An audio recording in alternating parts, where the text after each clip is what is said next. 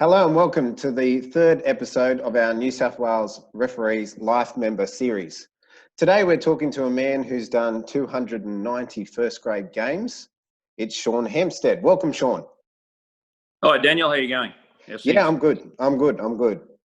How are you going in these difficult times? What are you doing to keep yourself busy and occupied?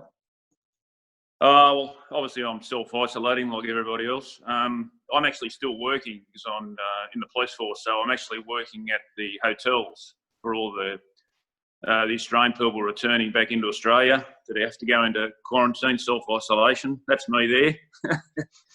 I'm back in uniform. I haven't been in uniform for 30 years, so it's an interesting situation. I'm in the hotels, making sure the people in self-isolation don't escape virtually. Yeah, I'm like a security guard. So, yeah, I'm doing that each day. So, back working night works and everything. So, I haven't done that for a long, long time.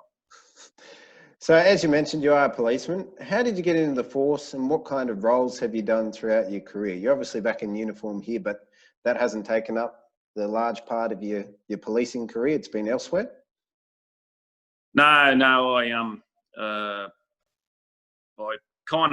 wasn't even going to join the police force. It was just that my father was a policeman, but I never thought about joining it.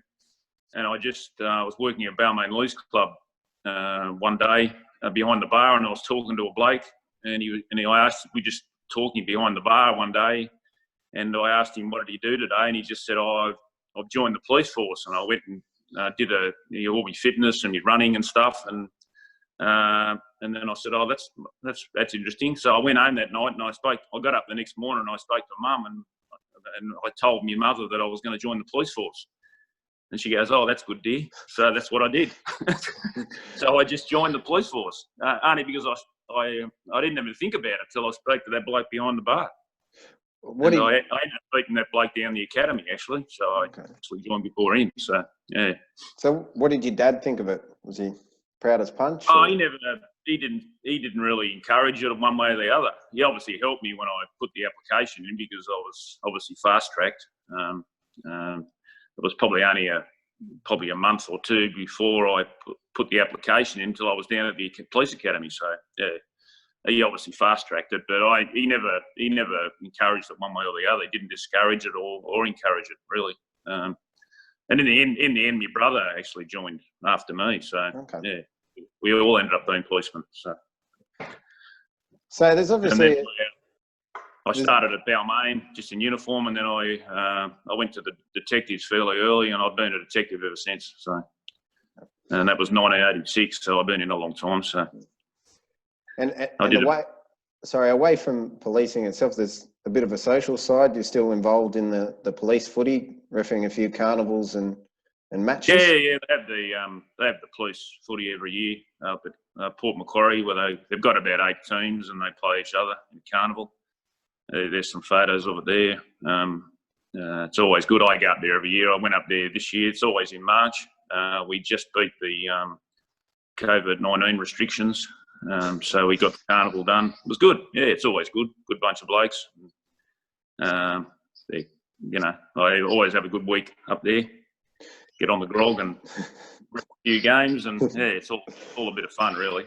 So I can see a few ex-graded guys in there: Scott Murray, Rowan Best, Peter Bungay. Yeah. They're all police. Well, Bungers is not. Bungers used to organise it, but. They're all pleased to do it. That's the way they want it. So it's, yeah, we'll have to get Paul Simpkins up there one time and a few of the others. And it's quite tough footy too. I know I've helped out a couple of occasions with games at Cabramatta. It's quite a tough standard. They give it to each other. Yeah, they got some good players, but they got some pretty poor players. Some games are okay, but others are. Yeah, a bit ordinary, but yeah, no, it's pretty good, and they try hard, they play hard, they want to win, obviously. Yeah. All right, let's go back to all the way to the beginning. Back in Balmain, why did you decide to take up the whistle? Well, my father, as I said, was a police officer in the country, and we were living in Mudgee at the time. My dad was a detective sergeant at Mudgee. and I was playing under 16s up at Narromine for Mudgee, and I broke my neck. So I was in a brace for 6 months or something, and then I went into I was in a plaster cast at first, then I went into a brace and all that. And so I eventually come right, and I couldn't play contact sports anymore. So when we came back to Sydney, just after that, we came back to Sydney. My dad got transferred back to Sydney, and my dad suggested, he said, "Why don't you take up referee? You want to keep in the game. You can't play football anymore." So I just took up referee, went and got my ticket, and I joined Balmain because my grandfather was from Balmain and all that, and I joined Balmain instead of joining Parramatta. I've always lived at Winston Hills in the Parramatta area, but I joined Balmain, and I just took it from there. Yeah. Okay. Who were some of those influences in the early days in the Balmain district for you?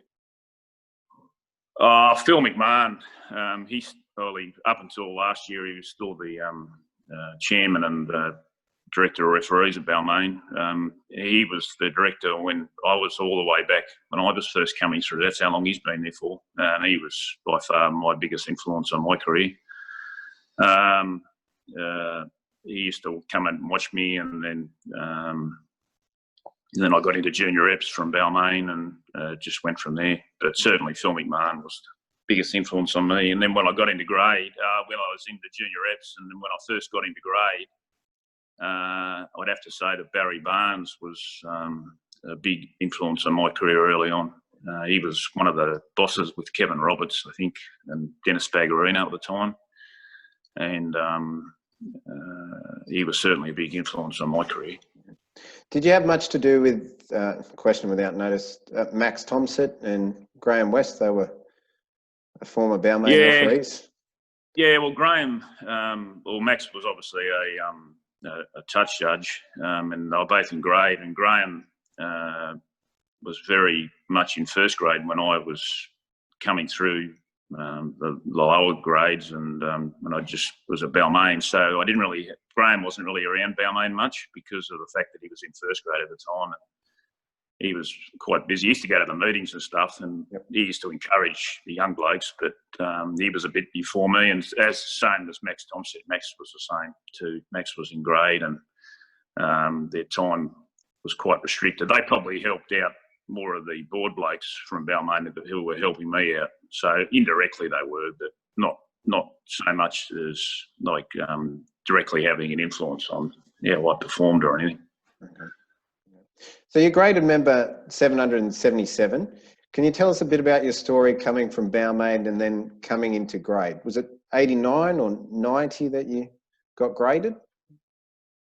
Yeah, I got graded in 89 from Balmain. I did the A grade grand final. I did junior reps that year, and I remember going down to they used to have junior rep camps down in Wollongong. There was a lot of referees. They used to go down there. Dennis Spraybrook was the boss of the referees at that time.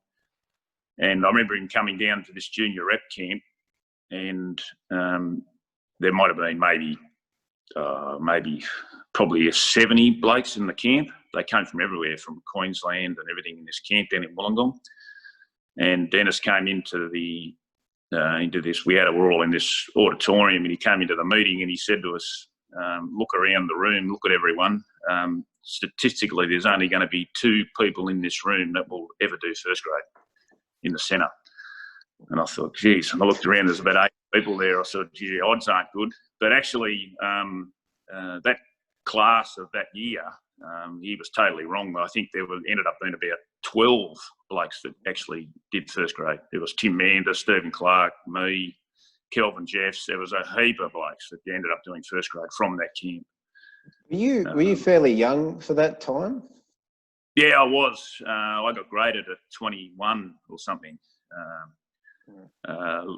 I probably wasn't quite ready to get graded. I had a lot of push. In those days, where you came from, what association meant a lot. And Dennis Braybrook was the referee's boss, and he used to have 2 assistants, which was Arthur Neville and Ray O'Donnell, and they happened to be both Balmain blokes. So I got a really good push when I got in. I got into grade originally. I got graded, obviously because I was from Balmain, and I only did one year in doing the under-20s lines, and the next year I was doing reserve grade centres. So yeah, I got a very big push from the Balmain blokes. So you got graded in 1989, and then it's 7 years later, in round 11 of 96, that you make your first grade debut between Cronulla and South Queensland Crushers at Shark Park. Yeah. What are your memories of A, the week leading up to it, and then B, the game itself? I remember Mick Stone was the referee's boss at that time, in 96, and I was working at Gladesville. I was in the detectives at Gladesville, and I remember going up to the shops to get my lunch, and I was walking back from the shops, and my phone rang, and it was Mick Stone, and he told me that, what are you doing? And I said, I'm just getting my lunch, and he said, well, you're going to be doing first grade this week, and congratulations. And I was quite shocked actually, because I thought I was close, but I didn't realise I was that close. So yeah, it was a good surprise. And then the game itself? I took my family along. It was a bit of a flogging. I was quite lucky actually, because Cronulla won quite comfortably. I think they won 26-6. I think the score was, and the game was nothing much of a game. It was there was no trouble or anything, which is the kind of game you want when you're making your first grade debut. So I was very happy about that. So I remember before that I was doing reserve grade down in Canberra, and a bloke called Bob Flint made his first grade debut down in Canberra that week, and I did the reserve grade, and he had an absolutely terrible game. Not meaning he had a terrible game. I mean the game was terrible. There was holding, there was a lot of rubbish going on, and I kind of felt a bit sorry for him. And I remember thinking at the time, I said, I hope my first grade debut's not like that. Because he had a terrible game, and he only ever did one first grade game, and I felt a bit sorry for him because he got a really bad game. There was a lot of rubbish going on, and my game, they just ran up and down the field. It was good. Yeah. So you came in just on the cusp of Super League. What were your memories of that time in the game? Super League. It was really the making of me, because if Super League didn't come in, I would never have done first grade. I was probably running around in the Metropolitan Cup, which in those days, I was probably the lowest you could be. I was doing reserve grade Metropolitan Cup, and then all the first grade blokes signed with Super League, and the ARL stacked them after they signed. Which was Bill Harrigan, Stephen Clark, Tim Mander, Brian Grant, and all those blokes. And then, but what helped me out was they signed a whole heap of blokes to do reserve grade. Steve Carroll, Steve Chitty, a couple of other blokes, and it absolutely decimated the lower grades too. So one week I was doing reserve grade Metropolitan Cup, and I found myself in actual reserve grade in the ARL the next week. That really helped me out, the Super League, and that's what got me up there.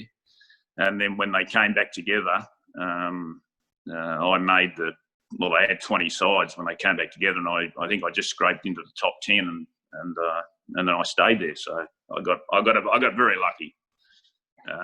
That's what I probably would never have done first grade if it wasn't for Super League. Although I know I wouldn't have. I was going nowhere. Yeah. I think that sums up refereeing. You've got to take your chance when it presents itself. Oh yeah, absolutely. I was very lucky in relation to that.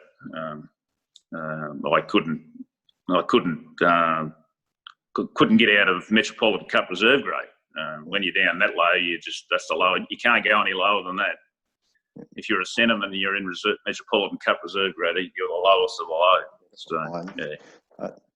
Now, we just saw some vision on the screen. You actually refereed Melbourne Storm's first game in 1998 at Wynn Stadium. I remember you telling a bit of a story about Chris Anderson and how he had actually had some positive comments about your refereeing. Yeah, well, that was I did the very first Melbourne Storm game. They played Illawarra down in Wollongong, and that was the first year they came back together. And Melbourne Storm had obviously had Super League referees, and they rang up Nick Stone and they wanted the referee who had their game to come down to Melbourne and just and referee them in an opposed session, and just to say when I'd penalised, when they held down and blah, blah, blah. So anyway, I went down to Melbourne and I refereed their opposed session. Then I sat with them in a session and they kind of got their timings right for their ruck speed. And then when I did them in the game, they actually won the game. They beat Illawarra, and it was a good game.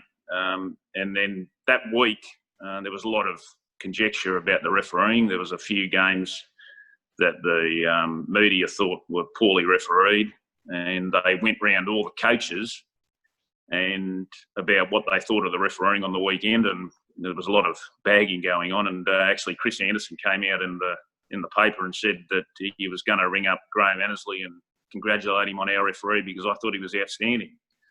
And that was good for me because, I stayed in first grade all year that year, so it was good. Yeah. Okay. Can I ask you about an incident in 2006? It was a wet Friday night, I believe. Parramatta were playing the Dragons at Cogra. Very low scoring game. I think we went about 60, 65 minutes without any points being scored, and we end up with a score of 8-1. Now, in the final moments of the game, Jeremy Smith from Parramatta pushes you in the back. What were your memories of that experience, that game? Yeah, well, I tried to forget about this. I'm glad you brought this up. This was actually, I did the first Origin that year, and this was the Friday night game between the two Origins. Okay. And what it was Parramatta I think they were losing 2-1 or something, and Jeremy Smith wanted a quick scrum, and I'd blown time out to give him more time, so there was only a couple of seconds to go, and to give them more time to set the scrum and blah. I'd had time off, and in those days you used to blow your whistle when you called time back on, and I blew my whistle, and Jeremy Smith thought I left it right until he was putting the ball on the scrum to give them as much time as they could, and he turned around thinking that I pulled the scrum feed up because he did a poor scrum feed. That's what he thought, but I was blowing time back on, and then I told him go, go, go, and then he didn't know what to do, and he just threw a crap pass, and he's pushed me. I didn't even feel the push, to tell you the truth. It was my stuff up, really. It's from that, you notice that NRL referees do not blow time back on and use the whistle anymore. They wave their arm, and that was from that incident. From that on, I was a bit of a game changer for the refereeing in that respect. There was an interesting subject to that. They were going to, obviously they treat that pretty seriously, pushing a referee. And I actually rang up Greg McCallum, who was the matchday commissioner, and I told him, I said to Greg, Greg, this was just as much my fault, and I think they kind of went a bit easy. I think he only got maybe 2 weeks for something that you'd normally get probably 10 weeks for, and he got 2. And I just said to Greg, I said, mate, it was probably more my fault than his fault. I was the one who stuffed it up. So you didn't actually... A lot of stuff went on after that game. It was, and walking off the field, I knew I wasn't going to get picked for the second Origin after that. Yeah, it was horrible. So you didn't actually... At the time, you didn't actually feel it? It was Steve Carroll that I didn't even feel the push. I think Bill Harrigan was the video referee, and he said to me, he said, Marley, I think he's pushed you. And then they looked at the replay, and yeah, sure enough. And then they said, "Oh, you're going to have to call him out and put him on report." But I didn't even feel it. You're concentrating on the game, and I was following the ball around the scrum and telling him to go. I didn't even feel him push me. So, and that, it was very, very poor refereeing, and it was put a real downer on that night, actually. Yeah, it was a really close game, and it was kind of wrecked by the refereeing, really. I was going to ask you, I did send you this question earlier. I was going to ask you about one of the darkest times in your career. I might bring that question forward. Was this one of those times? And how did you come back after that? I've had a lot of downers. I've had probably worse than that. No, probably the worst time was when I hurt my knee. I ruptured my cruciate ligament in my knee, and that was early on in my career. As I said, I graded in '89, and I was doing reserve grade centres in 1990. And that year, at the end of the year, I stuffed my knee, and I couldn't referee all the next year, '91. I was out the whole year. It was probably the worst time to go out because I was picked in the 7 squad for that pre-season, and I couldn't do it because I had a bung knee, and I was out the whole year. And then when I came back, I couldn't run properly, and then I just lost all my confidence in refereeing. And as I said, it took me another 6 years to get to first grade. So, and I may have got to first grade in I think Stephen Clark went to first grade in '92 or something. I might have went to first grade at the same time as him. But that set me back a long. Yeah.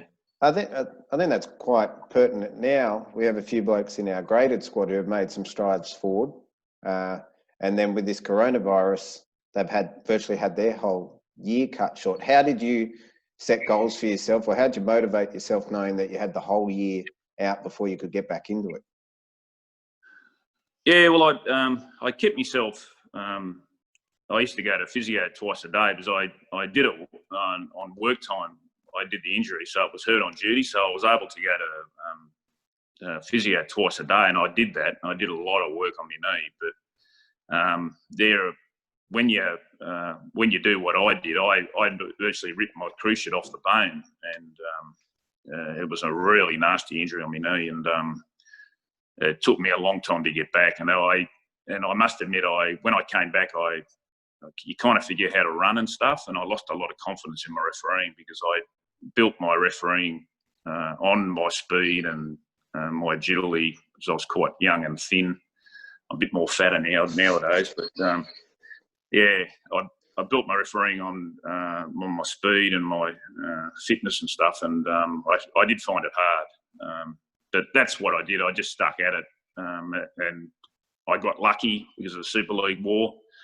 But I think you got to ride your own luck, don't you? Really? Yep. Yeah.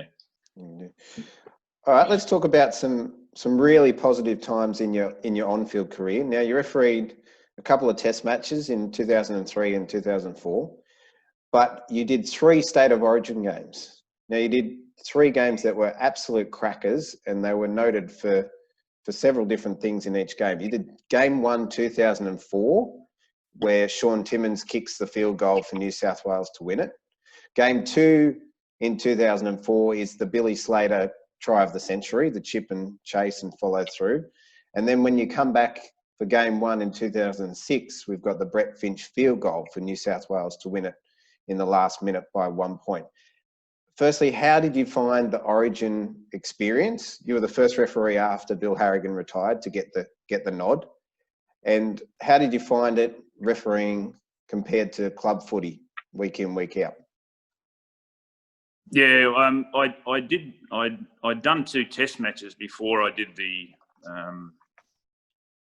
did my first Origin. I did the Test match over in New Zealand, Australia and New Zealand in 2003.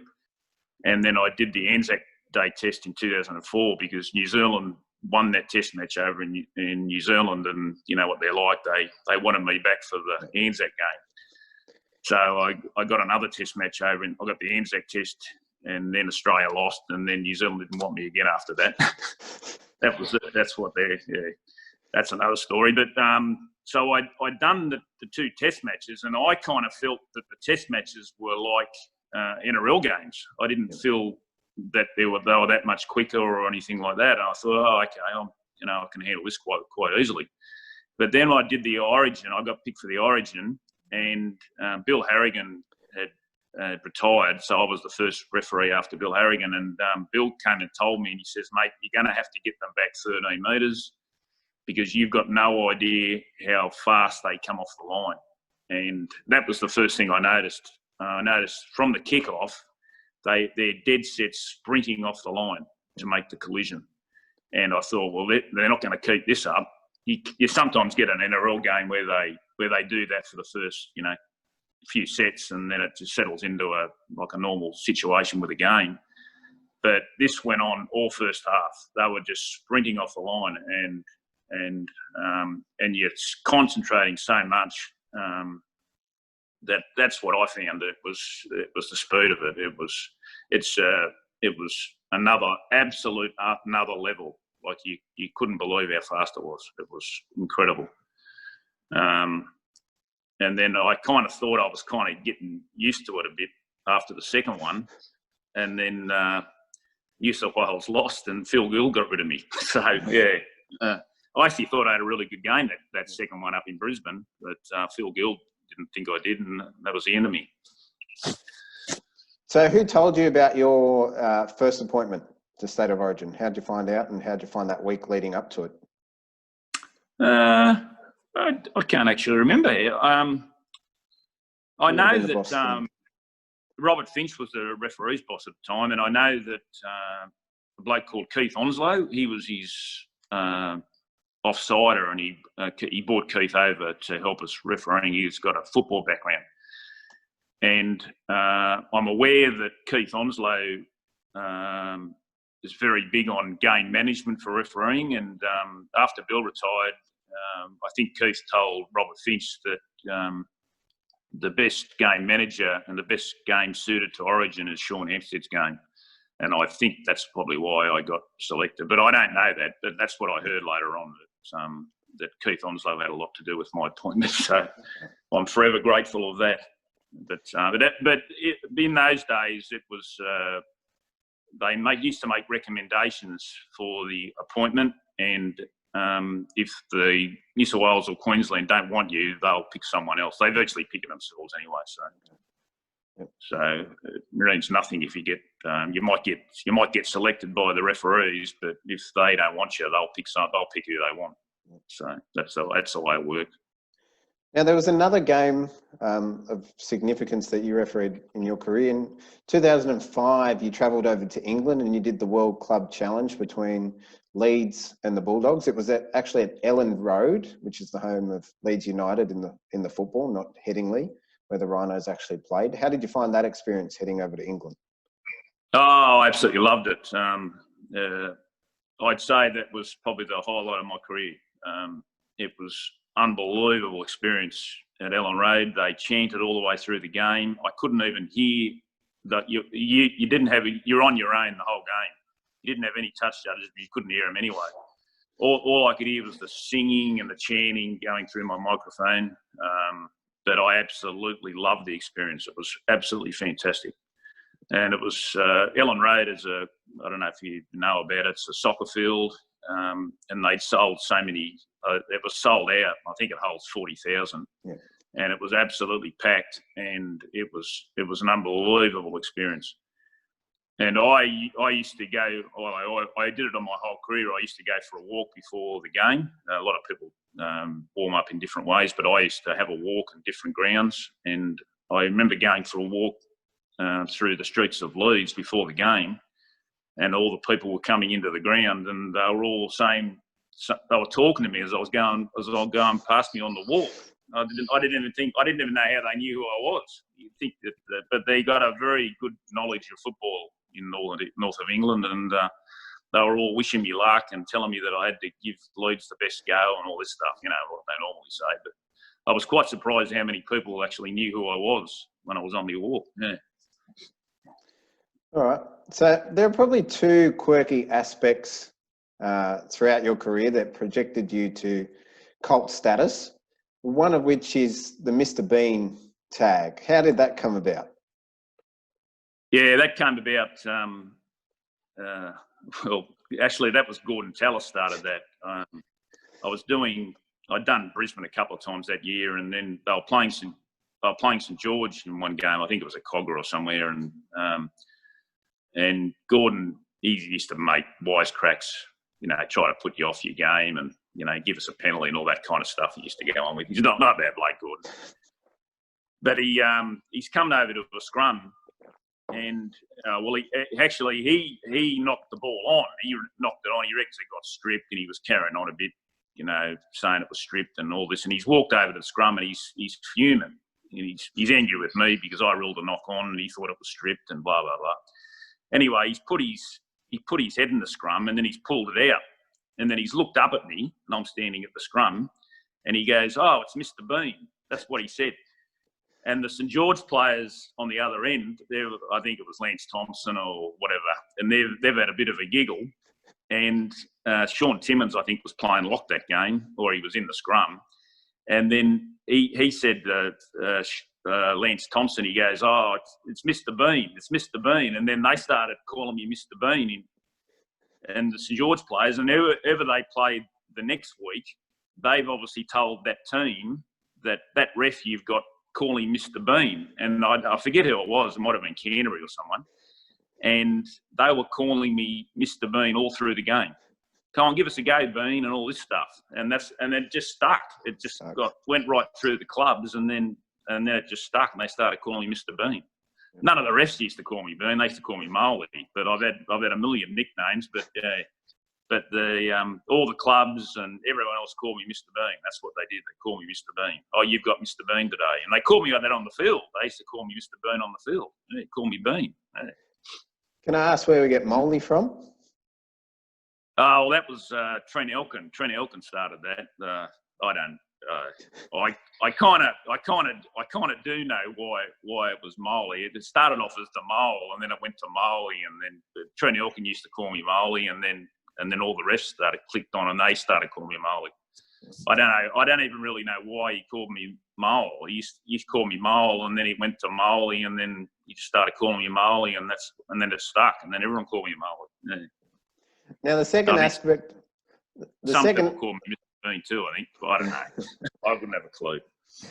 Now the second aspect that's quite notable is something to do with your comms. Let's just have a little listen here. Heavily bandaged.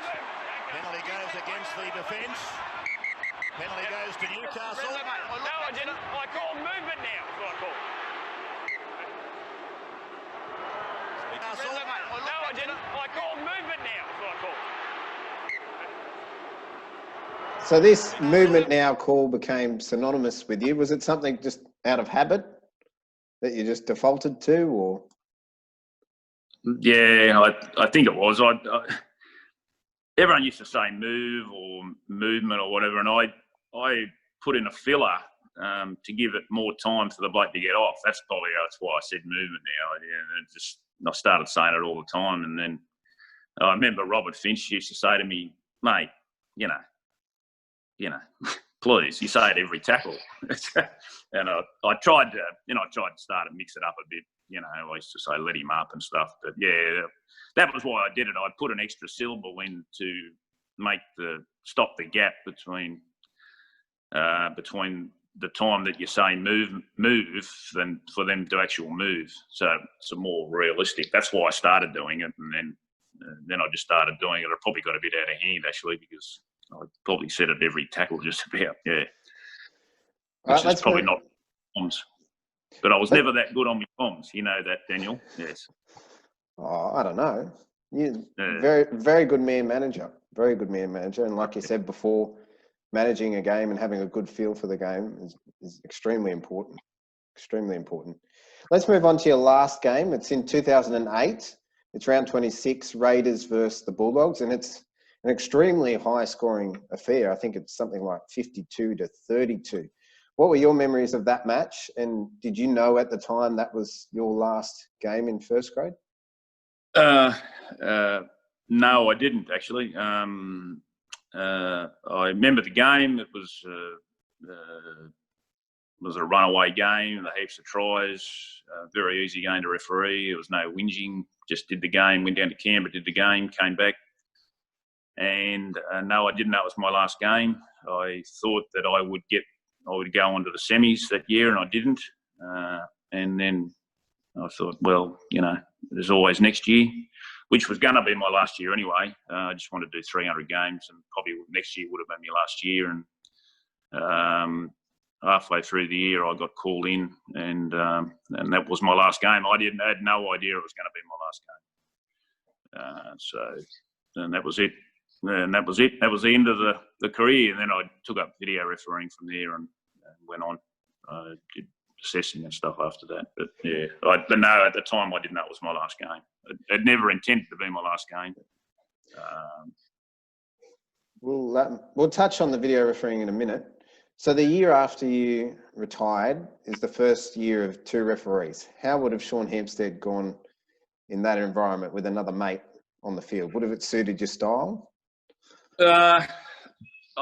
I don't know. The 2 referees when it came in, I must admit I was doing video refereeing then, and I used to see referees that I thought were just first grade referees if they were first grade referees, and then I thought that it suited a lot more. Suited the blokes that were kind of the lesser referees a lot better than. When I say lesser, I mean the lower profile referees. I felt it suited them a lot better than it did the high profile blokes. Like Tony Archer at the time, Shane Hayne. I felt that it probably didn't suit them as well because they probably didn't need it as much. But you got the lower ranked blokes. I felt that it suited them a lot better. I don't know whether it would have suited me. I probably wouldn't. I probably would think it would not if I had a choice. But I've actually done it myself. I've done it. I've refereed it in police games and stuff. And yeah, it makes you very lazy. That's what I felt. You're kind of running half as much, and you're doing half the game. But I probably wouldn't have suited me. No, I wouldn't think so. You touched on it before. How did you find video refereeing, moving into the box? Yeah, I actually didn't like it. We used to do it when I used to referee, and I didn't like it. I didn't like doing it. And then when it became a necessity. Because that was the only I wasn't refereeing anymore. I took it up, and I was getting okay with it, but then I had that absolute disaster down in Melbourne where I gave the English try in the Origin, and that kind of knocked me back a bit. But yeah, I didn't mind it. Certainly. I certainly would rather be on the field, obviously, than video refereeing. But yeah, I quite liked it. And it kept you in the game, and you were part of the team. That's what I used to enjoy. I used to go out on the field with the blokes when they warmed up, and I just felt like I was part of the team. I love the team environment of it. That's what I liked most about it. Yeah. I think that team aspect ties in nicely with my next question. You were head coach of the junior reps a few years ago, as well as an MDA in grade. How did you find that experience mentoring young referees? I know personally firsthand how good of a rapport you had with the group and how they looked up to you and idolised you and sort of hung off every word that you had to say. How did you find that experience moving from being an active referee yourself then to imparting your knowledge on others? Well, to tell you the truth, Daniel, I absolutely loved that. Those couple of years I was with the junior reps. That first year with Clappo, I absolutely loved it. I had a fantastic time. A terrific bunch of referees coming through. You're one of that group now, and that's definitely that year that we brought them through. I'm sure there's going to be quite a few blokes from that group who'll do first grade. There's no doubt about that whatsoever. There's some really, really talented referees in that group. And I had a fantastic time that year with Clappo. When we used to bring in different people, Phil Cooley and stuff, and to do touch judge coaching and stuff and do drills with Bill Harrigan. We brought him in a couple of times. I really enjoyed it. Had a really good time. I think one of the endearing things about you at that time, you always were happy to jump in, and you had a crack at the skills and and the conditioning itself. You're happy to run around with us, but you're also extremely honest and genuine in the way you delivered the feedback and you kept everyone informed. How did you approach giving feedback to referees, maybe when they had not such a good game and then when they did have a good game? Yeah, I think I've got my set thoughts on how I think a game should be refereed, and I like to impart that on the referees. And if they refereed to the best of their ability and to the way that they're coached, that's what you can't criticise someone if they're doing their best and what they can do with what they've got. There was obviously some referees that, you had them in the Matthews or something and they weren't going to make it. You could see that. But, we'd like to give everyone a go. We had that rotation system. And then they were trying hard. I remember one bloke, he went to England. What's his name? The bloke who went to England? Lives in England. Yeah, David. What's his name? Mick? Smale. Yeah. Smale. I used to want him to stand on the way the ball went, obviously. And I remember doing I went up to Morrie Breen Oval up in Gosford, up in Wyong, and watched him do a game. And he was trying so hard that through the mic, every time he went to the wrong side of the ruck, he'd go, oh, like you'd hear it through the mic. And I never used to go down at half time. And I went down and saw him at half time. I said, mate, you're never going to get 100%.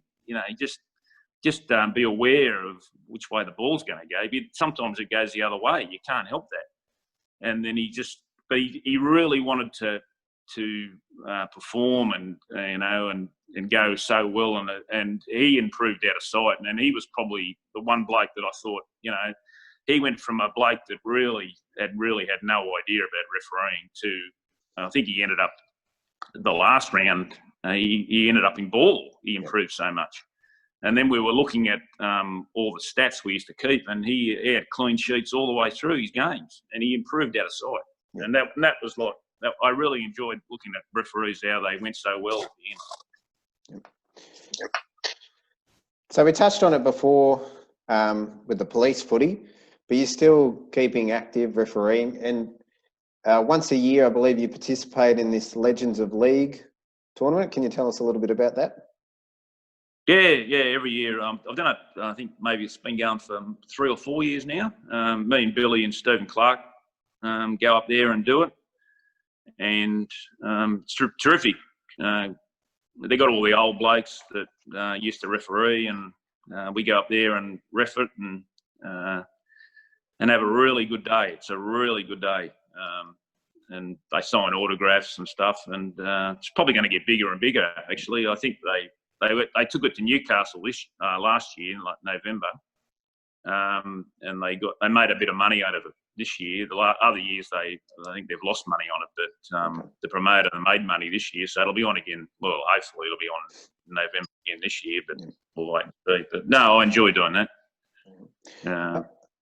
So you became let's focus on your off-field career now. You became a life member of our association in 2018. Can you tell us a little bit about what that recognition meant to you? And then I remember the day itself, it was at the SCG, the Life Members function, and you had your great mate there, Tim Hayes, who spoke on your behalf as well. Yeah, big Timmy come along. I asked him to come along. He's a bit of a comedian, and he always wants me to. He loves putting rubbish on me. Sorry, Daniel. I'm going to run out of battery here. All good. Yeah, all good. I got Big Timmy to come along, and he gave his normal funny speech and putting rubbish on me, and I knew he would. And Matt Hewitt came to me and asked me, would I like to have a ladies' night, get my presentation to the ladies' night, or would you like to do it at the cricket ground? And I said, mate, do it at the cricket ground. I'd have a much better time, amongst all the blokes, and it worked out really well. And I had a fantastic day, and I was so honoured to get the members. I remember when they had the meeting for the vote to see whether I'd be accepted as a life member, and when I got accepted, I was so happy. I was delighted, and it was a real honour. Because I think with from memory, it was a bit of a wait then to the day itself, just with the way the meeting and whatnot fell. Yeah, it was a long time. They were humming and hawing with it to have a ladies' night, and that I think for monetary wise, and I think that people wanted to have more of the formal stuff like life member presentations at the cricket ground, and I think that's probably a better way to do it. Obviously, the ladies can't be there, but I had a really good day. I brought Timmy along, and he made everyone laugh, and I think that's what it's all about. Well, certainly for me, anyway. No, they're a very, very, very enjoyable day. So you're also heavily involved in Balmain. You're a life member there. The referee award is named after Sean Hampstead. Can you tell us a little bit about what you're doing there at the moment in the district? I believe you're back on the board. Yeah, I'm actually this year. I'm actually the chairman. Wouldn't believe it, but I'm the president. Yeah. How'd they get you into that? Yeah, well, there was a lot of coercion from Phil McMahon. Phil was doing it along as being the director there, and it all got a little bit too much for him, and he asked me to be the chairman. He promised me that it didn't involve a lot. The XA does all the work, and, you're more a figurehead, blah, blah, blah. And I said, oh, okay, I agree to it. But there's a little bit more involved than what Phil let on. Yeah, but that's okay. I'm enjoying it. Although, obviously, they're not even refereeing at the moment. And we're doing the junior league meetings via this Zoom, so it hasn't been a real lot of work at all, really. So I'm enjoying it, and I'm still. I've been the last couple of years. I've helped out Phil in the centre. I do the odd game and run the few lines and help out, and keeps me a bit fit. So it's good. Yeah, I played at Balmain. So throughout your time in refereeing, be it on field or off field, what is one of the funniest, and I said clean, stories that you've been a part of, or you can tell us? Oh, well, I could probably tell 1,000 stories about different blokes. I think you've probably heard half of them. I've always got a story, but what's a clean one? I went over to after I did the World Club Challenge in 2003. The first round, I did that in 2000. It was the first round in 2005. I'd been over, did the World Club Challenge in England, and in February, and then round one I got appointed over to New Zealand to do Warriors and Manly. And in that game, one of the Warriors players had a split head, and there was blood pouring out from his head, but it was on the left-hand side of his head, and they had a scrum, and I didn't see all the blood on his head. It was pouring out. Anyway, he's gone to go into the scrum, and the Manly players wouldn't pack into the scrum for obvious reasons. But it was all on the other side. But it was on the camera side, but it was on my other side. I couldn't see it. And then on the camera side, there was blood pouring out of his head, and Shane Dunley wouldn't get into the scrum. And I said, mate, get in there. And I made him get into the scrum. And there was a bit of the commentators made comment about it. I wouldn't get in that scrum either. How can the referee make him get into the scrum, blah, blah, blah, and all this. Anyway, I got absolutely blasted. Later on, David Gallup got involved. He rang up Robert Finch. They made the biggest thing about it you've ever seen, about me making them get into a bloody scrum. It's, the players' health, which is fair enough. And I explained to Robert Finch, I said, well, I didn't even know, He said, well, you should know. Someone should have told you, and you should have known anyway, and blah, blah, blah. Anyway, I went from doing the World Club Challenge in England to nearly getting dropped in round two. It was such a big thing. I nearly got dropped. Anyway, I was on the next week in round two, and Tim Mander was my video referee. And Tim's a bit of a clown, if you know what I mean. He's a he's the deputy opposition leader up in Brisbane now. Amazing difference in a bloke from what he used to be when I used to run with him. He's always looking for a joke. Anyway, before we went out, I told Tim Mander, who's the video referee, I said, because I was paranoid about this blood stuff. And I said to him, Tim, if you see anyone with any blood, just let me know and I'll stop the game and blah, blah, blah. And he said, yeah, okay. And I said, Tim, I'm serious. I said, if you see any blood whatsoever, let me know and I'll stop the game. He goes, yeah, okay, no worries. Anyway, the game was, I forget who it was, like Souths and Canterbury or someone like that. It was definitely Canterbury. And Nigel Vunganar had this, like he had a little goatee beard on his chin. It was a strange kind of thing. He had it on his chin. Anyway, we're playing the game. The game started and we're playing and all this. And we had this scrum right over on one side of the field. There was a knock on and right over on the wrong side. And Nigel Vunganar was right on the far side. He was the outside centre, you would have been 50 metres away from the scrum. And Tim's picked the perfect time to come in. And he goes, Sean, like it was urgent. Sean. I said, what? He said, Sean, Nigel Vunganar's got something on his chin. And I've gone, oh, what? So I've blown time off. And I've called Nigel Vunganar over, and he would have probably been 80 metres away. I think he was hurt or something. Furthest he come away, and I stopped the game, and it took him ages to come over. And he goes, what? And I'm looking him over, and he's come right over to me, and I'm looking him up and down, looking for blood.